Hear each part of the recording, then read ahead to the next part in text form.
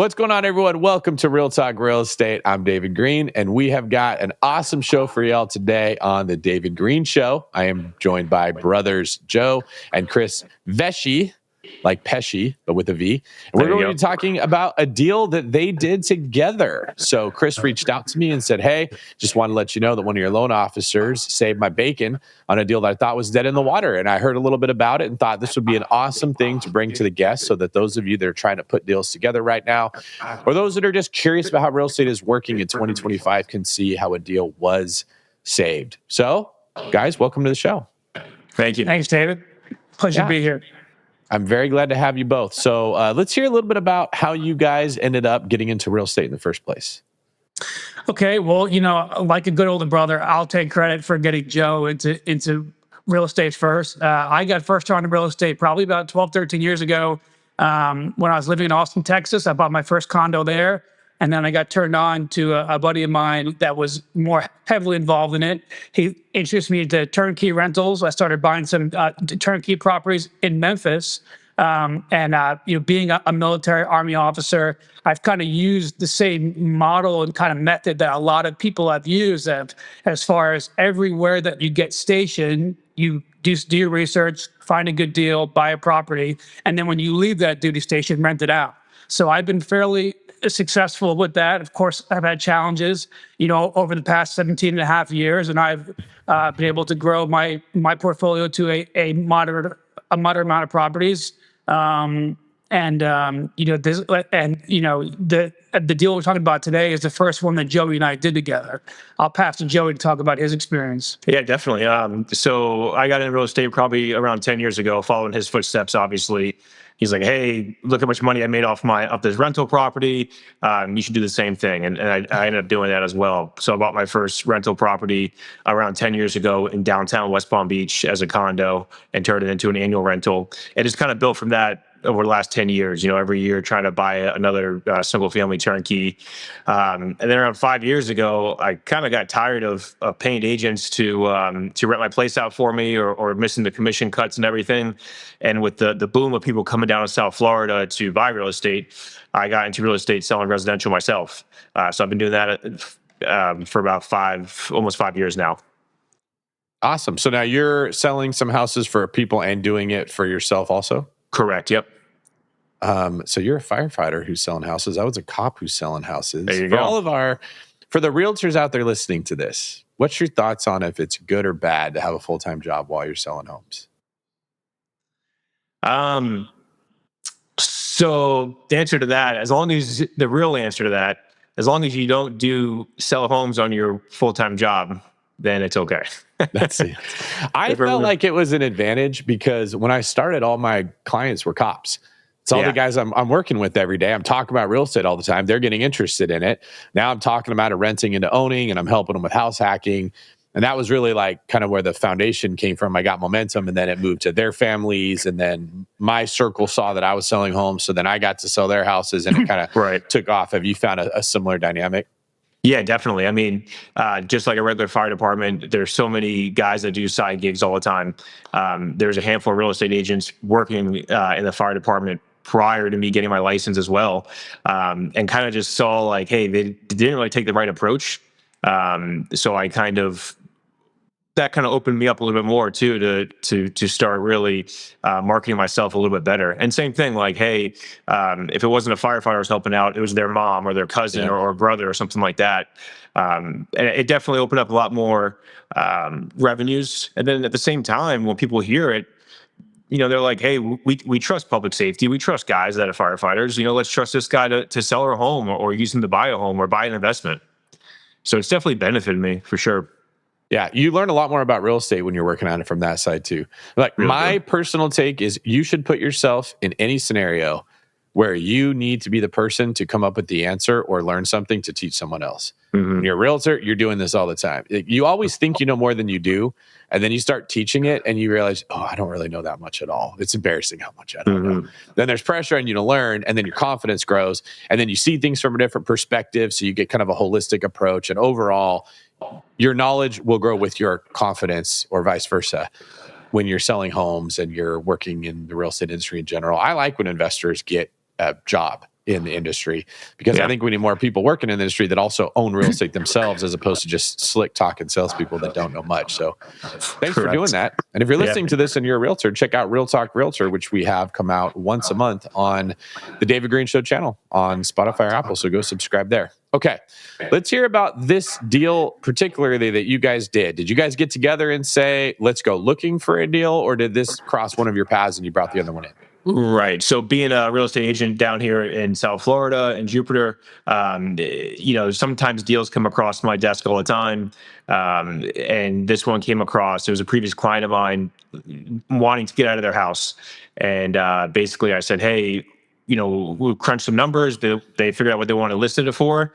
And I said, hey, I called Chris up and said, hey, this is a great deal for a rental.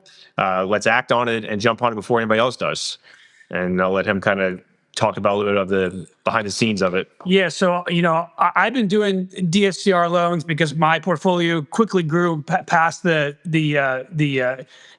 what I could buy on my own. Conventionally. Exactly, do a conventional loan. So I had more experience with that. So Joey came to me and said, hey, listen, I love to do this deal. I don't have the money. Like, what do you think? I said, well, yeah. I said, let me run the numbers. Hey, we can do DSCR loan, put it in an LLC. We can start a partnership, split it 50-50. And I was kind of explaining to him all the backstory as far as like how the mechanics of the deal would work. And then I had used I'd gone through a lending company, like a brokerage before. I won't mention the name. So I had a contact there. I reached out to them. They ran the numbers. I said, hey, yeah, based on the purchase price, based on what the estimated rents of the other property would be, this property would be able to qualify to do a DSCR loan. So we started going down the process, providing documents, credit check, did the appraisal. Everything came out great. And we were about 10 days away from closing. And then what turned out to be a roadblock that we hit was one of our sources of income. We were getting money from a cash out refinance.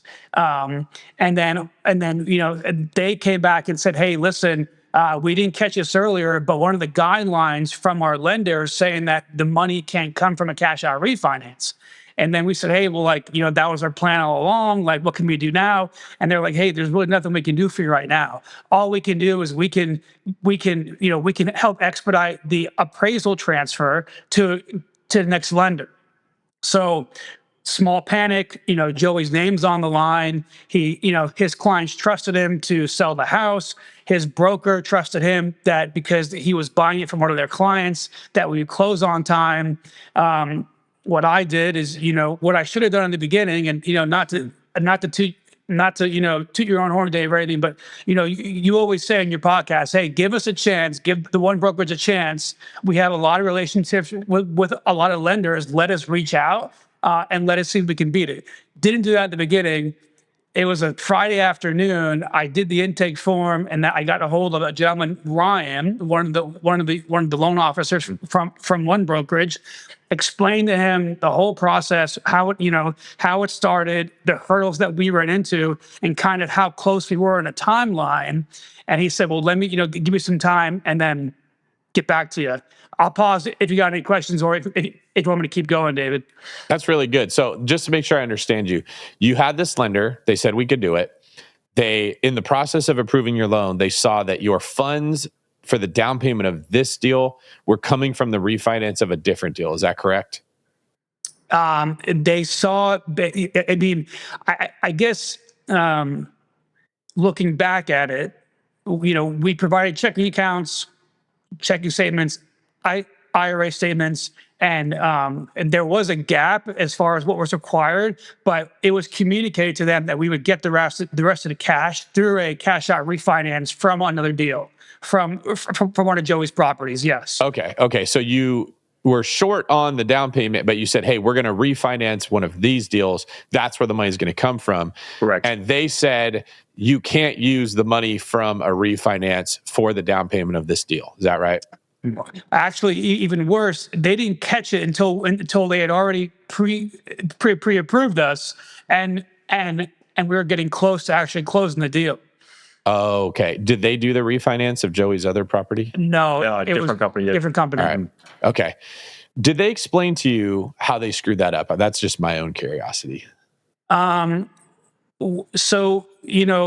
I've always taken at that point, it didn't matter, right? Okay. So what I said to him to save the relationship was like, hey, that's my fault for not properly communicating to you explicitly where all the funds were going to come from, and I should have cleared it with them in the beginning that hey, we're getting a small portion of the funds from a cash out refinance.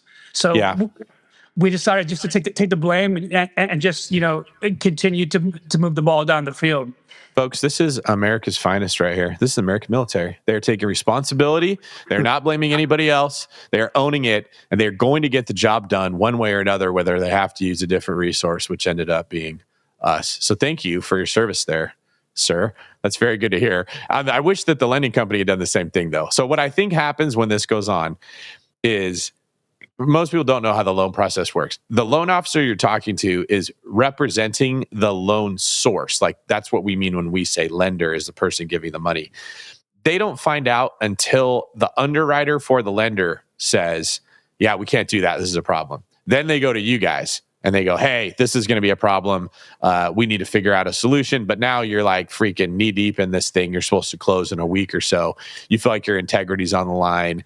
That's a bit of an issue. So this happens in lending more than people think, I guess is what I'm getting at here, where the loan officers always tell you, oh, yes, of course, Mr. Vesce, we can do that for you. Oh, yeah, that's not going to be a problem. They don't know if it's going to be a problem or not. They just want to get the fish on the hook, and then they're hoping that they can reel it in the boat. But from my vantage point, I see this happen a lot. And that's why we have so many relationships with different lenders, because this is going to happen a certain percentage of the time.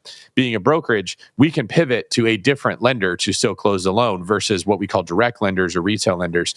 They're basically lending the money for one money source. So like Chase Bank or Wells Fargo. If that person says no, there's no other option. You're just stuck there. So thank you for the background there. I see where we got stuck. How did you come across Ryan? Did you just like think about this podcast and then look up the website or something? Yeah, it's funny. Finding a loan sometimes it's kind of like survival of the fittest, where it's the hungriest person, the person that's going to reach out to, especially doing like the DSCR loans that are non-conventional. It's time, you kind of have to be hungry and kind of figure out like what's the best way that's going to work for you. And like I said, knowing Joey's name was on the line, we had to act fast. And I remember you always saying, hey, give us a chance, give us a chance. So I went to the one brokerage. I did the intake form, and then Ryan just cold called me based on what I submitted, and then we were able to connect and then get the ball rolling on the deal right away. All right, so you meet Ryan, you catch him up to speed on what's going on. You're looking for someone to come save your bacon because the deal looks like you may be losing it, and you guys are kind of embarrassed. Where does Ryan start you guys? Okay, so when Ryan first reached out, I was very optimistic, and I was like, "Hey, Ryan, like I'm basically going to give you a package, and I just need you to put a bow on it, and then close the deal in 2 weeks." He's like, "Okay, well that sounds nice, but like I have to do all my due diligence, I have to review all the documents, so on and so forth." So that was Thursday afternoon. On Friday afternoon, he called back and said, "Hey, I reviewed everything. I'm confident that we can get this done. How quickly do you need to be closed?" And I said, "Well, I think we're looking at like 10 business days." He's like, "That's a little bit faster than what I'm used to, but like give me a chance to work for you guys, and we'll do the best we can." And then so he had the weekend, and then starting on Monday, we had constant communication, probably 2 to 3 times a day. We were in a group chat with me, Ryan, and his transaction coordinator, as well as a email group as well. Continually, constantly checking in every day. Hey, what do you need? Hey, afternoon. Hey, is there anything that you're waiting for on us? And then that process continued till about like 7 days. Thank God the previous lender was able to transfer over the appraisal efficiently and quickly. So that was easy. And then we're on business day 8 or 9, and Ryan gave us a call and said, "Hey, it's looking like we're going to get the green light today, and then we'll be able to close on the 10th day." Wow. Okay. Did he give you any of the details of what he was able to do to figure out how to get that income to count, or did you like, I don't care as long as this thing gets done? Yeah, so that conversation happened early on, and said, "Hey, Ryan, this deal checked all the box. We had a higher than purchase price appraisal. The estimated rents came back, so the ratio on the DSCR was good. Our credit scores were well above average. The only problem with this deal is that the income that part of the cash that we're bringing to close, that source of cash was not accepted by the last broker. Can you find find a deal, find a loan, that find a lender that will accept that?" And then once he did his research and then came back and said, "Hey, I found a lender, and by the way, his rate was about the rate we got quoted was 7.25 before. I think he got us in at like 6.875. So not only was he able to use the income, but it was a lower rate as well. So this was a blessing in disguise that the other deal definitely. didn't work. Definitely. We didn't deserve to get as lucky as we did. This is awesome. Okay, Yeah. so I appreciate the backstory there. Let's hear about the actual deal. Can you guys tell me like what kind of property this is, how it crossed your path, what about it was appealing to you? Let's hear some of those details. Since Joe is the expert in the area, I'll let him talk about the deal itself. Yeah, definitely. So it was a townhouse in a development called Abacoa, which is in Jupiter. It's kind of like probably like a 15, 20-year-old area. There's a baseball stadium right there. They have spring training. There's a lot of shops, restaurants. It's a very desirable area to be in now. Great family area and everything. My real estate team does a ton of real estate transactions in there, from rentals to purchases. So when the deal came across, like I said, my desk, I just called him and like, "Hey, we got to jump on this quickly," and that's what we ended up doing.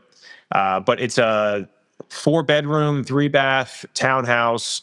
It's got a built-in sauna, completely upgraded in 2024. Everything's brand new, from the AC to the brand new hurricane impact windows. Like, the deal was just too good to be true. And so is the sauna in the unit, or is it like, okay, it's inside the unit, and is this going to be a short-term rental? So it's a annual rental for us right now. The first 10 that we did put in there was a short-term rental at 6 months. And back to kind of what Chris said, we just got so lucky. The sellers were like, "Hey, our furniture's brand new. We don't want to take it. Do you want it?" And I was like, "Yeah, leave it in there." That's huge. I mean, how much do you think you save right there and not having to furnish it? It's crazy how much we saved. Probably between $10,000 and $20,000 to furnish the whole place, depending if we were going to go on Marketplace and with a pickup truck around town, or go on Wayfair.com or something like that. I mean, new furniture, I bet more than $20K. I'm shocked how much things cost when you go new. Yeah. I mean, it's to the point now. I was just talking about this on a podcast yesterday. Marketplace is like my favorite thing. I'm like constantly on there looking for, you're trying to catch that person that's moving in 2 days, and they're like, "Please come take this stuff." Yeah. And just, where do I have, like, what house can I put this thing in? Because furniture is just crazy expensive. And now that medium term and short term rentals are so popular, there's a need for it. But furniture stores are charging a lot. And I don't want to criticize what they charge. I don't know what expenses they have. They got staff they got to pay, and rent they got to pay. But man, Marketplace is like one of the few good things we got going. TVs are cheaper every year and better. And Marketplace just keeps getting better. Everything else in the world is getting worse. But TVs and Marketplace, that's how we know God loves us right now. Yeah, TVs get bigger and better every year. Only thing that we can say that about. I love it. I know. I'm like, man, I'll put a TV in a bathroom right now just because it's such a good deal. I just want to buy that TV for some reason. I think it's a man thing. I think women don't understand why we're like that. We don't understand why they want to put throw pillows and stuff, and like it just doesn't make sense to me, or rugs, and they can't understand why we want TVs. I don't understand it myself, but I do get excited every time I see a big, cheap TV. So David, there was one caution on the property, and that was it. A lot of communities here in South Florida, I'm sure you're aware, is they have HOAs. Yeah. And we all know the dangers of HOAs. So it was one of those ones where, it's a nominal monthly fee. I think it's ended up being around $300 a month, and you don't really get much for it. They do the landscaping and they do like the common areas. There's like a pool in the area, but that did kind of give us some caution because knowing that they could raise that at any time, which would cut into our cash flow and our ROI every year.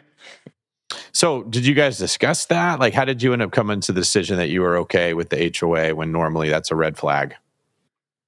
I think part of it being we got such a good deal on the home that we automatically just had bought an equity of the home right away. That was kind of like my safety net the whole time going into it. So even if they did, and of course, right now in South Florida with insurance and everything, HOAs are going up left and right. So that was kind of my one safety blanket, knowing that if the HOA did go up, we always had the equity in the home. We could always just turn around and flip it if we needed to. Chris, were you going to say something? Yeah, I was going to say, doing the full analysis based on the area that was in, the rental comps, as far as what rent we could demand in that area, the instant equity, because we were plus 50K, the difference between the purchase price and the appreciation. We thought that there was like Joey said, the advantages outweighed the disadvantages for us to push through, even though that we didn't have a good feeling about the HOA at the time. Yeah. So what do you guys get for rent right now? So we lucked out, based on Joey's connections, we're able to get someone in there at $5,000 a month, furnished rental on a 6-month lease. And what do you think it would have been not furnished?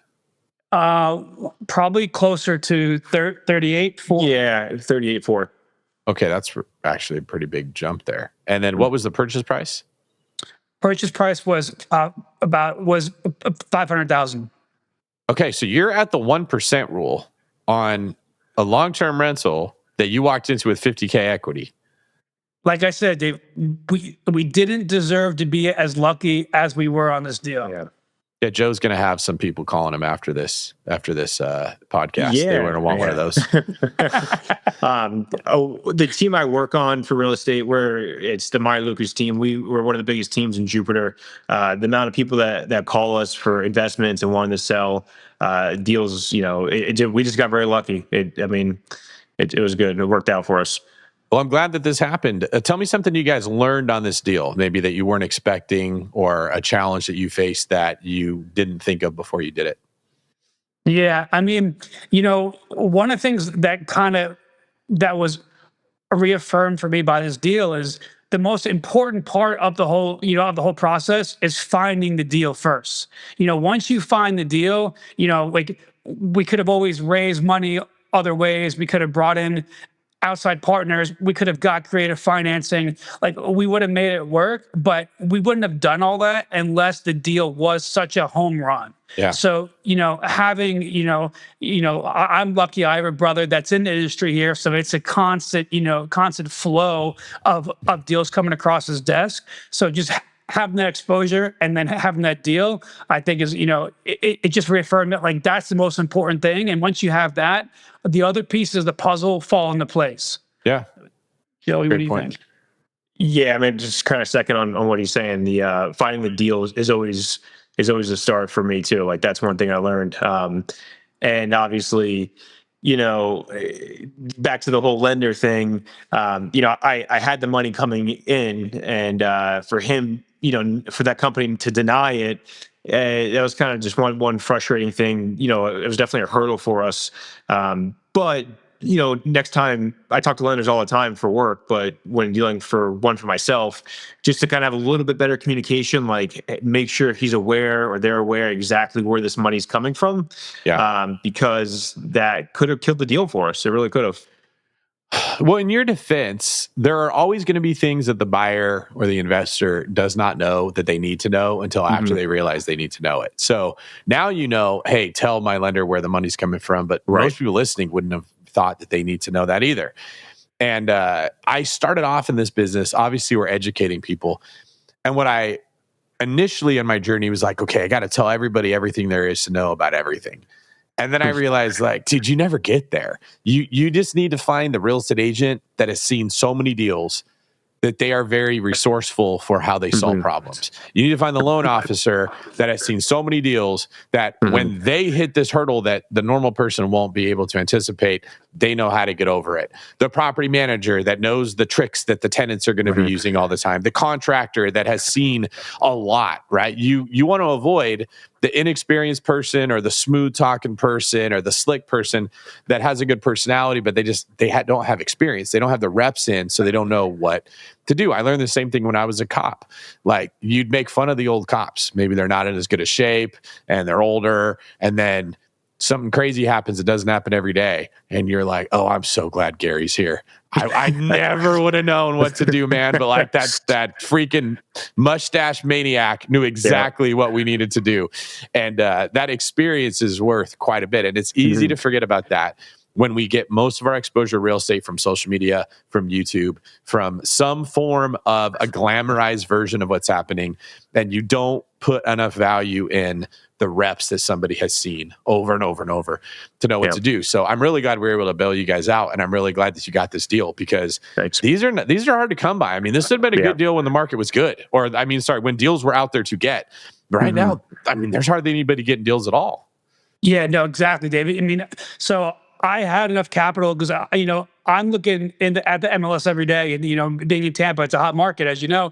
So I was looking for my next property to purchase on my own. So I was prepared, to pull the trigger. And again, I just got really lucky, or we got really lucky when this deal came across Joey's desk. Yeah. All right. So I'm listening to this podcast. I'm feeling a surge of encouragement. Hey, maybe I could do this also. I'm looking at my MLS. Each of you give me a couple tips of, even if they seem simple, what that person should be looking for in their MLS to hone in on to try to find where the deal is. I would say my number one tip is just location, like getting an area that has like a great location. I look a lot of times like days on market for rentals. If things are going quickly and they're in a great location, like it's almost for me, it's kind of like a no-brainer. Like that's where I want to invest in. Going back to that first one I got 10 years ago, like it was in downtown. It was such a hot rental market. Like the location's everything for me. It really is. What about you, Chris? Yeah. So, two things, definitely location. And, so there's the prime locations, and then there's there's primary, and then the immediately alternate locations, which are going to complement the primary location. So even though you may not be downtown, but hey, if you're only a quick 5-minute walk away, that's going to be a very desirable location for people to live in. And where people want to live in, people are going to, the higher demand, the higher the rental price is going to be, because that's where people want to live. And then second is, looking at the MLS, and I know you've mentioned it before, is properties don't sell well that aren't photographed well. So not being afraid of listings that have bad, photos out there, and going to see that property, because that may be the diamond in the rough, because that agent may have just thrown it on there real quick because the seller wants to get rid of it. But you just don't know, and until you ask, or until you go walk the property. That's a solid point. You almost want to be afraid of the deals that get you excited when you look at the pictures. If it's pretty, if you're like, oh, I want it, and it stirs your emotions, it's doing the same thing to everybody else. Right. Like all those ones that say like premier listing, this and that, everyone's eyes are going to be on it. The listing's the listing agent's going to be high on the property. They're going to want a higher price. They're not going to want to negotiate. It's almost like, we can compare it to dating, but probably not for for the podcast as far as which listings or which girls to go after. No, I do this all the time, man. Go ahead and let it rip. Well, I mean, I'm just saying, sometimes, if every guy in the bar is going after the same girl, your chances of getting that girl, unless you're doing backflips in the bar, it just decreases. You should go for the girl with the best personality, who may not be, not getting the most all the attention at photographic. the bar. She didn't put all the effort into getting ready. That's exactly what I tell people. The one that you take home to your mother, that's the girl you want to go after. That's the property you want to go after. And even if she's getting all the attention, but she's not the best girl, just the mere fact they're getting all that attention, they get a big ego. Right? They believe that they're worthy of all that attention. They're going to treat you like crap because they think they're better than you. The literal same thing happens in real estate. You get a house that gets a lot of attention, really good pictures. It's a pretty house. That listing agent gets a really big ego. Those sellers are like, oh, I'm getting all these showings. Their eyes start getting big and their mind starts thinking, I'm getting 100K over ask. And you write a really solid offer and get treated like crap. Oh, that's not a big deal. I get offers like that every day. But you go to the same or even a better quality woman that's not getting all the attention every day because she's not seeking it. She appreciates your offer. She appreciates your energy and your attention. It's just the same in real estate. You get a really good house. It just isn't photographed as well. It's not getting as many phone calls. They're going to treat you so good. They're going to hope you're at an offer. They're going to work with you. Right? It's eerie how real estate and dating is so similar. And yet we all still fall for the same thing, right? That's the pretty house on Zillow. That's the guy that all the girl that all the guys are going for on Tinder or on the dating apps or whatever. And you got no shot and it's just going to break your heart. We got to understand the same thing is there in real estate. We got to start a campaign for pro ugly houses or something like that. Hey, but maybe not, let's let human nature take its course. And then the people that want to find the diamond in the rough and then, find the deals, those are the ones that are rewarded. Oh, I see what you're saying. I like this. You're kind of guarding the best girls. You're like, I don't want the other guys finding my deals. Let them chase those girls. I'll keep looking for these ugly ones. All right, there, Chris. He's like, all right, David, let's not let the secret out. We want to be able to keep some deals available. That's awesome, guys. Joe, if people want to reach out to you, they want to buy a house, tell me which areas of Florida you're working in and how they can get a hold of you. Yeah, definitely. I specialize in Jupiter, Palm Beach County, Martin County, everywhere from Boca Raton, basically up to Port St. Lucie. I work for the Meyer Lucas team, Instagram, or reach out to me on Instagram, Joe_Vesce. There you go. And Vesce is Vesce. And folks, I can attest, he's a very hardworking realtor. We had to stop the podcast halfway through that he could let somebody in to see his listing. And he did a great job explaining it. So rain or shine, it's literally dumping rain over there. He's making the podcast. He's hosting open houses. He's working hard. This man will work for you just like he works for his community, saving cats from trees. Chris, how about you? Where can people find you? Like I said, I just do this as a side hustle, but if anybody wants to reach out to me, my Instagram is BIG Vesce, same last name, Vesce. And I'm always looking for new deals. Currently I'm in the Tampa, St. Pete area. I'm happy to connect with anyone, that wants to connect. All right, guys. And shout out to Ryan Izquierdo, former LAPD, now one brokerage loan officer. Funny story here. Any of you that may know Lindsay Izquierdo, who used to be my partner with the SoCal David Greene team, that is Ryan's wife.